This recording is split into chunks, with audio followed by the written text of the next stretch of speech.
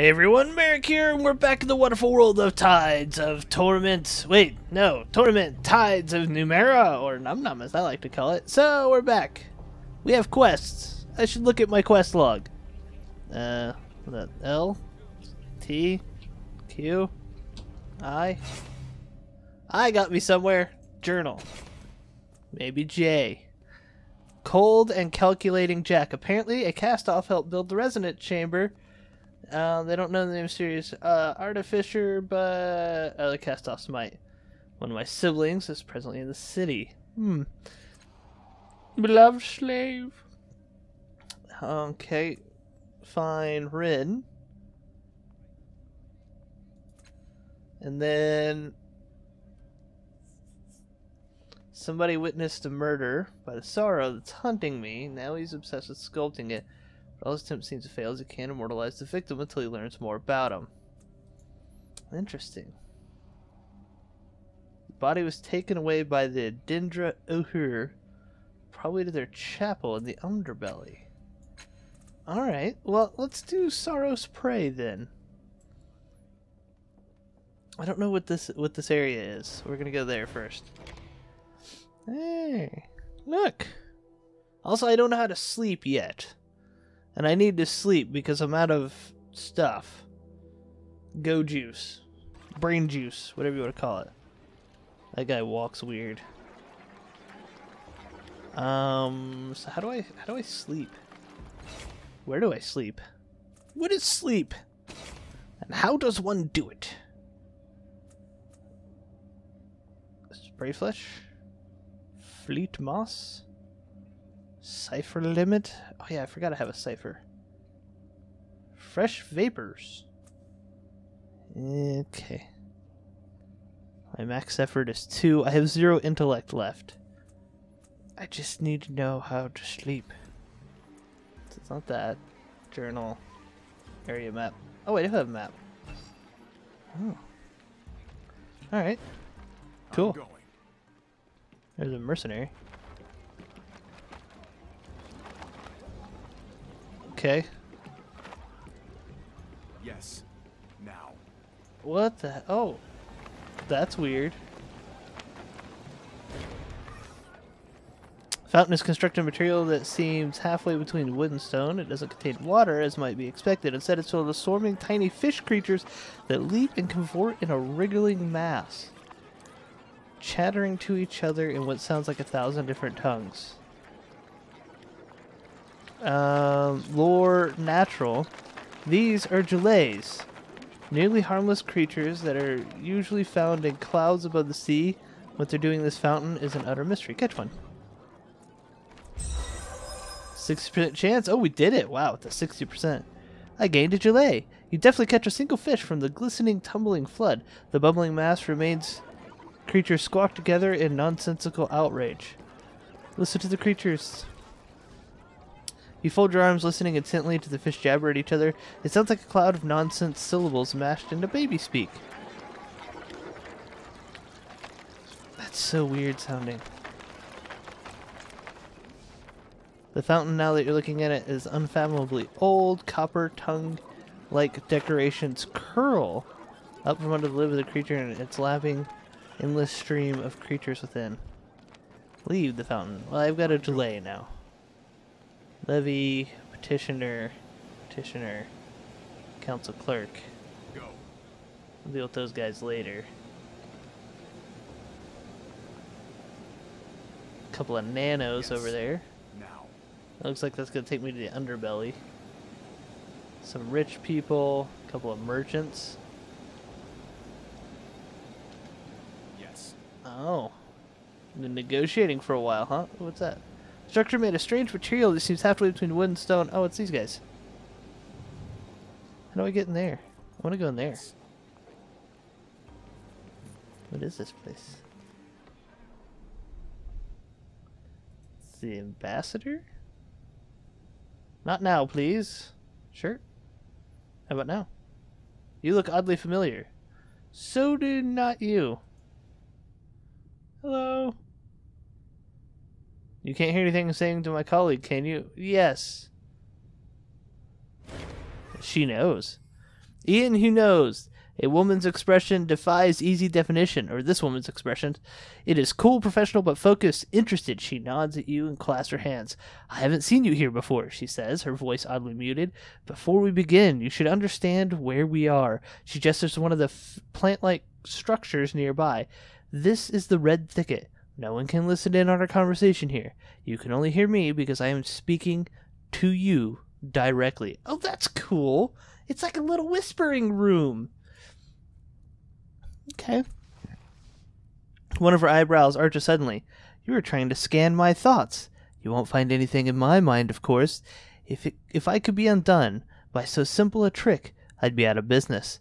She flicks the air near her shoulder, though nothing is there. It's a useful skill nonetheless. People's best secrets are rarely found on the surface, but their thoughts can guide you. If you listen, I expect you and I will have much to talk about. I like her. She knows things. It's like it's in her name. Have you come to trade? I can't read your thoughts, but can you read mine? No, she gives you a reassuring smile. She wouldn't tell me if she could. If I could, I'd have no need to trade now, would I? Don't worry, I'm a broker, not a thief. Trade what? I'm a knowledge broker. See what I mean?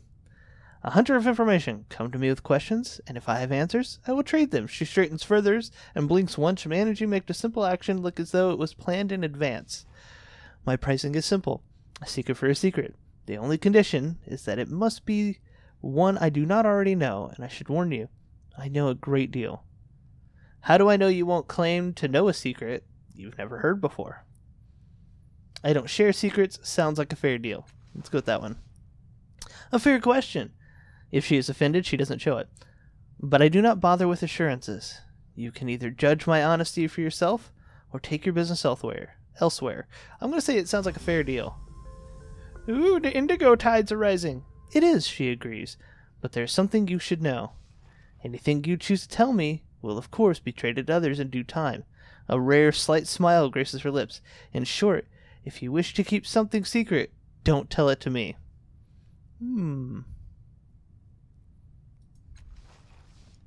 A number of reasons, she said, but chiefly this. I'm a broker, not a blackmailer. Alright. Good, she says simply. What information do you need? I want to propose something different. I'll trade you information for a secret you find interesting.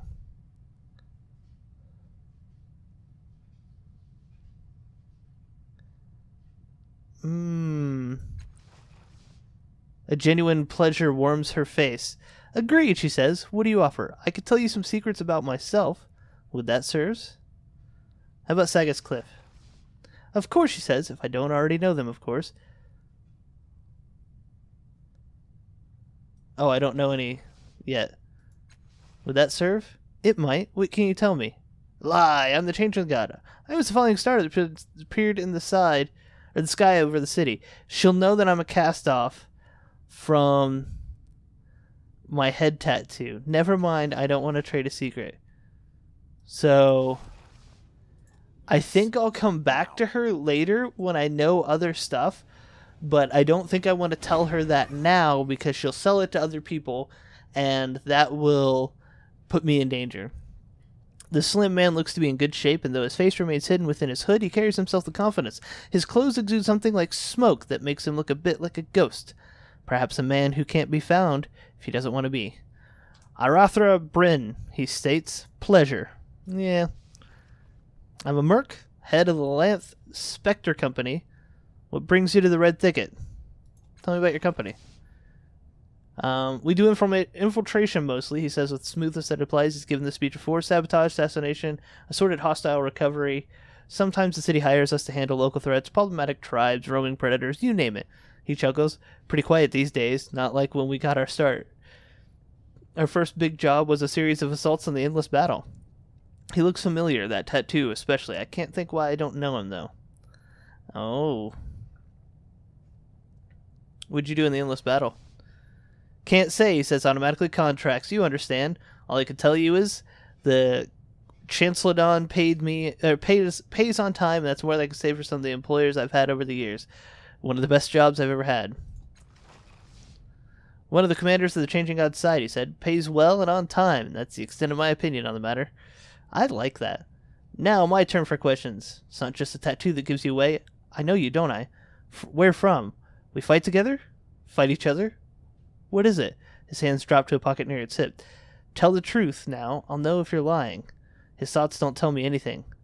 I'll have to try the direct approach. Trying to remember. Ah, shit. I got 30%. Oh, I succeeded! Oh! Success. You focus on the man, his features open your mind. Can we trust them? You hear your voice. You hear yourself say, your voice muted by the years. They're mercenaries. Your companion replies, of course we can't. That's not what I meant, you snap. Can we trust them to finish the work? If not, kill them now. It's no time for uncertainty. You return to your present just in time to hear Lethor speaking in. Well, are you going to tell me how we know each other or not? Are you threatening me? Can you read my thoughts? I was also in the endless battle. Well, I don't want to do that, but too late. Yeah. Failure. He stares you down, something tickles back of your mind. I told you not to lie. Waste both of our times, but suit yourself. He knows something, but his surface thoughts don't reveal any more. I guess I can't trust him. Well, shit. I tried to play it close to the chest, and because I didn't get any sleep, can't do anything, and it pissed off that guy. Oh well. Oh, go over here. Stop it. Of course. This click control to move thing sometimes just gets really annoying. Go. Oh. Jin rarely remains in the body for more than a decade or two before moving on. Yeah, he's quite changey, isn't he, for a changing god? Real, tweaky changey indeed. That looks like a space capsule. I'm going. Levies. Young man, young woman. Tranquility. Oh, is this where I could sleep? God, I need sleep. A woman tall and graceful, as a willow steps forward to greet you. She bows, then looks down at you with warm gold-flecked eyes. Welcome, she says, to Tranquility's Rest. I'm the proprietress. Tranquility. Are you looking for a place to take your ease? Yeah, for the price is cheap enough. As she speaks, a sense of delicious calm comes over you, and you find yourself wanting to agree with her. There's nothing you'd like better right now than peace and solitude and quiet. She is using the Force on me. Lower natural. In fact, the feeling of calm you feel in her presence is so strong you wonder if it's entirely natural. That's when you know it's Tranquility's soothing scent. It must be more than perfume. Perhaps it's a pheromone of some sort. Forgive me. She laughs melodiously. No need for apologies. Given my height, it's a natural question. I am indeed human, a human mutant. Unfortunate to live in Saga's Cliff, where that is not a crime. There are very few places in the world where someone like me even be allowed to clean a hostel, let alone own one. Tell me about yourself. I'm a mutant. I thankfully live in a city that tolerates my kind. My business has flourished here. Elsewhere, I might have been stoned or killed for sport. Tell me about your establishment. She smiles. It's the most peaceful inn in Saga's Cliff. It's the most beautiful views. The rooms face outwards, so the bustle of this thingy is invisible and inaudible. All you see is sky and sea, the roofs of the city far below you, and all you hear is the breeze. I am the sole owner, and I have offerings of solitude, security, and discretion to travelers for 20 years. You will never have as sound a night's sleep as you will when you stay here. Are you manipulating me? I gained XP for that. She smiles faintly. If calming can be said to be manipulating, I suppose I am. But it's nothing more than that. I cannot control the minds or influence thoughts. My scent seems to relax people. That, another trick I learned, convinced me to opening a hostel might lead to success. Could you put me in a trance? She looks bemused. No one's ever asked me something like this before. She shakes her head. An interesting proposition as it is, I must refuse for fear of some complication or retaliation for the same. Please, I promise to hold you blameless if anything goes wrong. Aren't you curious to see what would happen? Ah! No! I need sleep! I'm afraid it's not possible. This place is safety and peace. God damn it. I need sleep. I'm so pleased. I'm sure you'll be comfortable. The price is 20 shins per person. I've got enough. I really wish I could have had...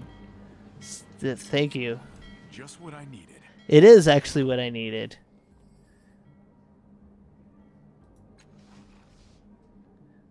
Retry cross is 1 intellect, persuasion. Alright, so we can give ourselves a 90 to 85% chance. There we go. Success, then nods. Very well, as long as you're willing to absolve me from blame, I will do it. Now take my hands and close your eyes. As you take her hands, a scent of baking bread and honey aromas. God, that would be so good right now. And she begins singing a soft but resonant contralto. The melody fills your head, making it heavy with slumber, so that your chin drops to your chest. You feel you're being lowered gently into a warm bath. The water closes over your head. There's no fear of drowning. You've returned to the womb. There's all the comforting darkness and steady pulses of a heartbeat. Oh, shit. I exploded just now. I literally was just like, orgasm! Yep. Sorry, I'll clean that mess up. You have a 100% chance to hit an enemy. You automatically gain the maximum amount of bonus damage. Oh. Oh, hey, we're here. You're looking, a lot more well-rested than you usually do. What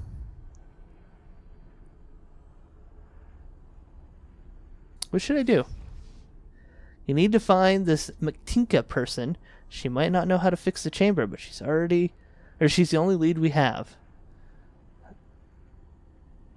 Is there something else to do while I'm here? You mean apart from the cabaret acts, distilleries, and endless adventure just behind the next wrinkle of your mind? Jabs you in the arm with his elbow. Ha! And if you believe that, sorry, but it's your mind. There's nothing like that here. I've looked. Still, you've changed things plenty already. I wouldn't be surprised if something showed up here eventually. Okay. What's changed? He shrugs, looks around. It's your mind. Great. I'm going. Let's examine that. Sorrow shattered the mirror, leading back to the dark fathoms. On it. The glass shards hiss.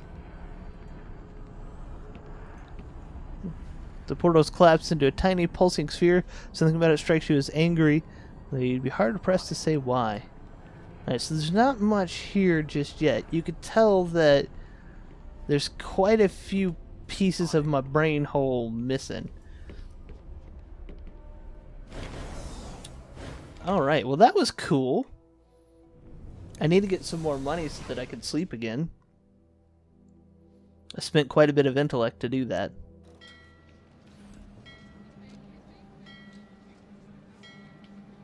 Oh, well I've got full intellect now.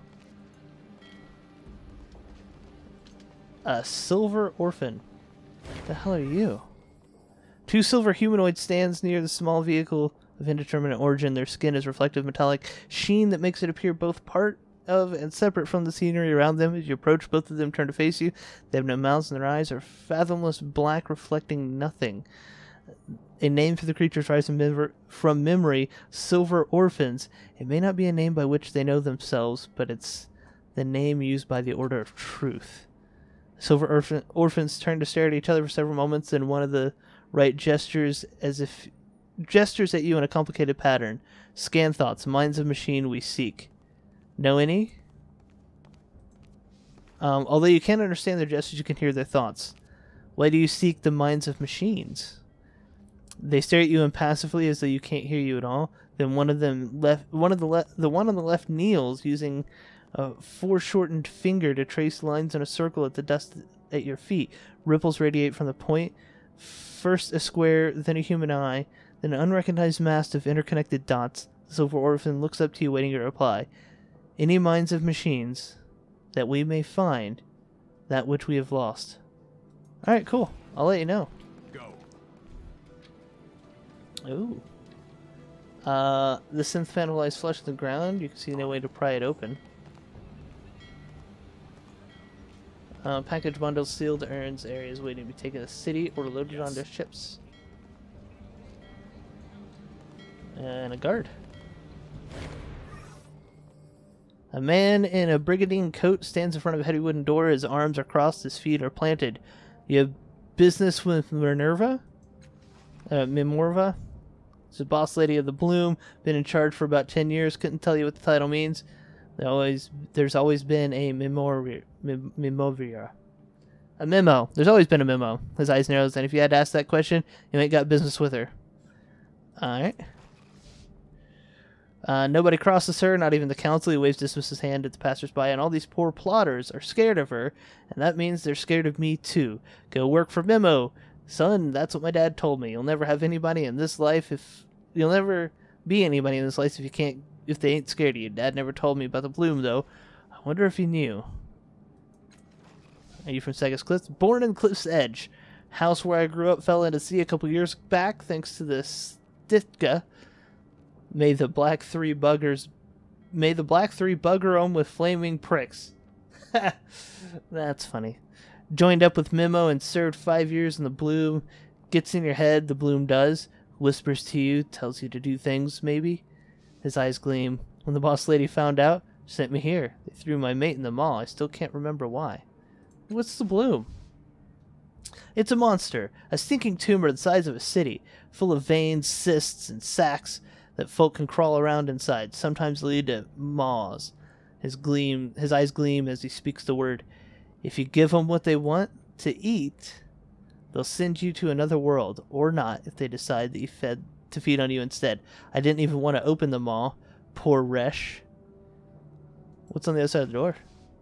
A road, and it goes down the side of the cliff towards the bloom. Nobody gets by unless the boss lady gives the word. Very well. Yes. Alright, well, we'll go up here. There's a merchant. There's a fish person. Yes. Now. Ooh, this is cool.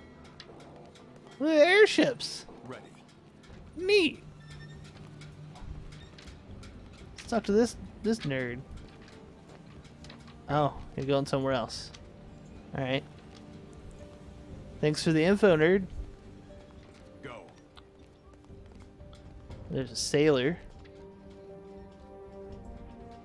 Not talking air tonight, eh? This is a bad thing. Driftwood left along the suspension platform provide a useful, somewhat perilous bridge. Okay. So, you know, we're just exploring. Run around, see what we can see if we can steal anything. Oh, there's the bloom down there. Ready. Oh, let's get a better look at that. Look at that thing. Oh, that's cool. Holy crap, look at those skeletons down there.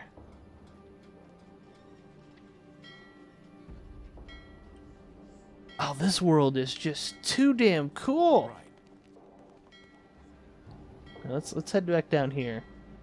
We got our sleep. We're rested. Yes. If I double click, does he speed up? No. Okay. Attack is rarely the only solution to crisis. Try interacting with objects in the environment or talking to your foes. That's what I like to do. Let's talk.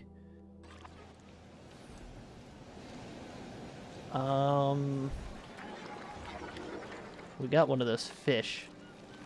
I don't know what I can do with it. It's in my inventory. See, it's right there. You caught this creature from the fountain of sorts in government. Value 114 skiths. Can you read my thoughts? He barks laughter. The only way you'd know that is if you could read mine, too. Useful skill, isn't it? Most of the time, anyways.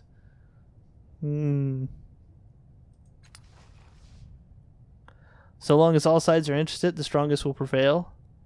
As it should be. Negotiations. I'm between meetings with a few council representatives. They may want some of us for ongoing work. He shows his teeth. Bit of bidding war going on right now. Really? He says, cocking his eyebrow. Alright, it's basically like it sounds. A fight that's given people like me solid payday for more generations than anyone could count. As far as I heard, it's a scrap between rival factions of Changing God cast-offs. What about? I couldn't tell you. Excuse me. He cracks a grin. Getting interested in the why of war always ends up being bad for business.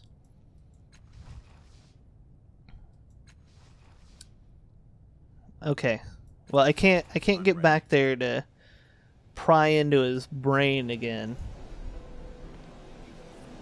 Of course. So I lied to him, and it bit me in the ass. So sometimes playing it close to the chest isn't always the best. What's this? Examine the archway more closely. Yeah. It appears to be dormant, but very much alive. The archway emits a low, constant hum. It's a teleport!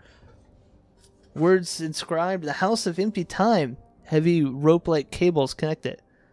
Try to activate the archway. You scan the parts of the archway accessible from the ground. You don't see anything that resembles a control device. Finally give up and search. Yeah, it's right behind you, dude. Power still flows through this ancient machine. A brassy heartbeat pulses from within. Just the edge of hearing, and tiny bubbles orbit the entire structure. Not bubbles, holes in space. Examine the device. Generator combines a huge number of mismatched parts to function as a whole. Once again, you notice the cercinate. Whatever that word is, I can't pronounce that for some reason. Symbol etched in the side of the maker's mark. Look through the orbiting holes in space. For a moment, nothing lies beyond the holes but utter darkness. Take a closer look at the mark. You run your hand over the coiled sigil. There's a panel here, but it's been bolted shut. Look through the holes again. Item gained. Oh, shit! You step too close. One of the anomalies hisses past your hip like a disc made of razors. One of your pouches feel heavier. It seems the anomaly left you a present. A cyclonic cube. Examine the device again. Alright. We got a cube. What the hell is in a cyclonic cube? Curiosity pays. Light moves strangely through the glass cube, forming square patterns of blue and purple colors. Oh shit, use it. The translucent panels spin behind smooth glass of this cube, often dividing dimensions containing them. You catch glimpses of various objects or scenes contained within. You clear your throat involuntarily, and the pace of the spinning goes even faster, as though the cube were waiting for you to speak or ask a question. I'm looking for someone named Maktinka. The spinning cube panes within the cube slow, then halt entirely, revealing a single image at the center of the cube. Sorry, I've got something stuck in my throat.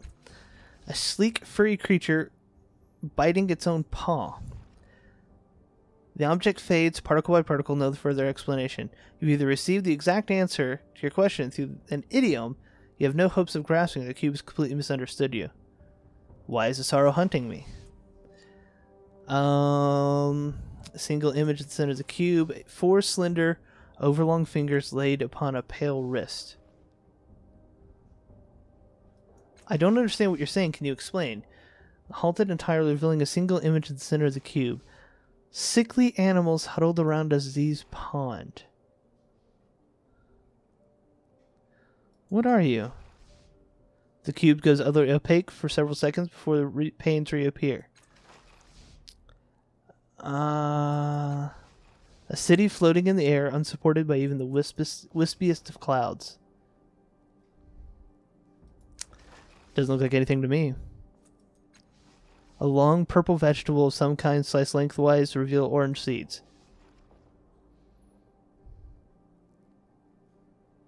Can you tell me what you are? No. You're useless, aren't you? I don't think it is. No. Can you tell me anything about Maktina? An Irish fish? Spring from cobblestone well. I feel like there's something there, some sort of intelligence, but I don't understand the language it's speaking. What's your deal? This woman is dressed much like the levies who flank her, but unlike them, her expression is sober and alert. Her haircut is short, the corners of her eyes wrinkled crow's feet. A little swarm of mechanical drones circles around her, buzzing messages in her ear. She whispers her replies and returns, and every so often one of them whisks away, disappearing into the city. What is it, citizen? She pauses, eyes darting at your tattoo your face. No, you're the one they call Adon. I heard you were in the city. You sense sudden wariness in her. It's been 10 years since your last visit. I was too young to know you then, but The drones remember. What do the drones remember about me? Ooh! I got a little thing. Silver. On cue, two of her attendant drones slip to her ear, emitting streams of raspy voices that might be some sort of language. You keep to your own affairs, but everywhere you went, the city held its breath. People deferred to you, even the ones with power and influence. You look the same as you do now, exactly the same. I want to know why, and if you don't mind telling me, I want to know what you're doing in Sagas now. The stories they tell me are troubling. I'll have to keep an eye on this one.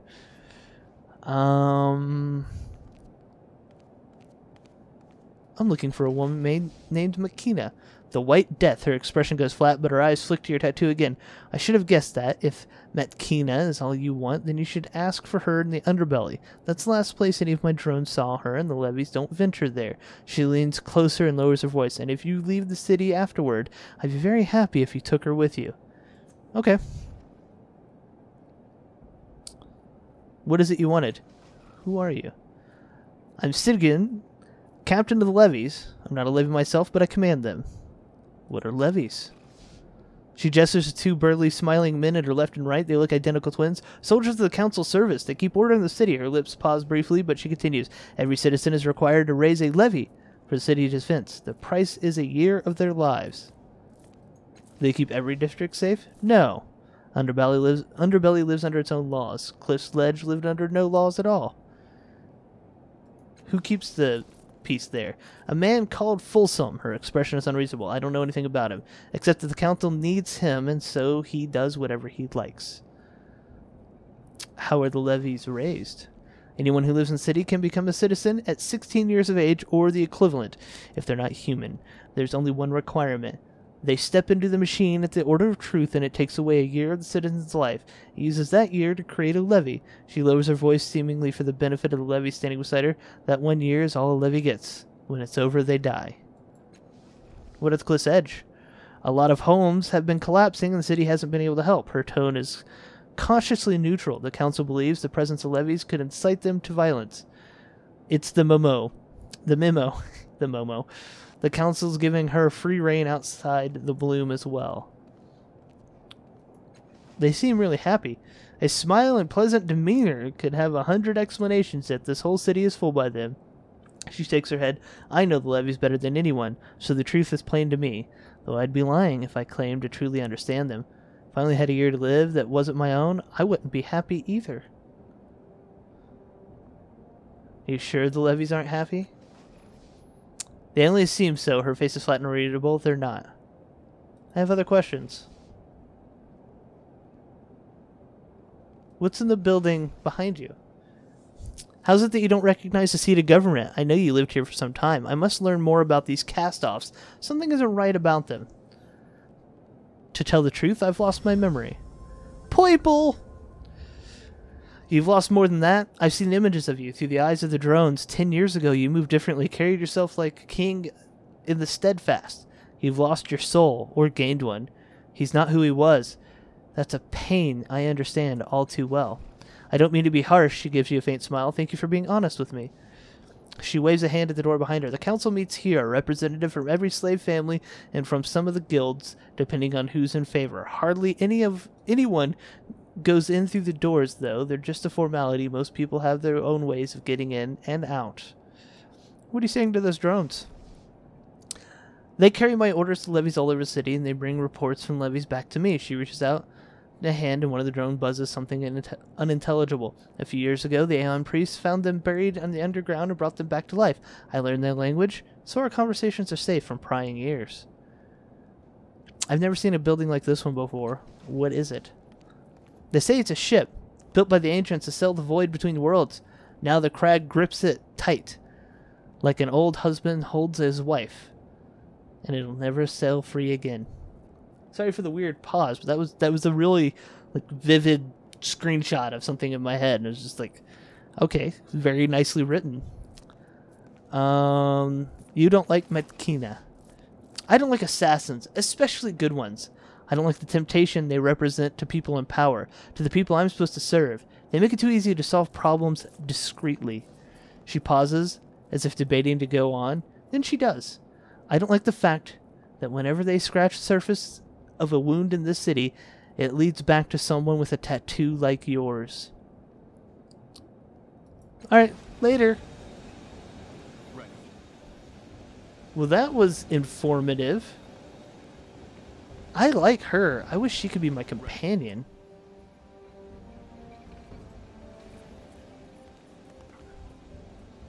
You ain't seen a lady with silver belt, have you? Only a plotter paid us to watch out for her. Alright. Trash pile against the building if someone has been sweeping the square each day and leaving all the detritus here. Can't you search it? There might be something worthwhile in there. Alright, we are over time. So, I know that it doesn't seem like a lot's getting done in this game, like as we go, but I feel like this game is just all about the lore. The sexy, sexy, sweet, delicious lore. And that makes me happy, because I like lore-rich games. So, I'm having a good time, and I hope you guys are too. If you are, leave a like. If you have any comments, suggestions, no spoilers, please, throw them in the comment section below. And of course, if you enjoyed this and you haven't subscribed, consider clicking that good old subscribe button, and YouTube will let you know when I get fresh content out. All that being said, I'll see you next time.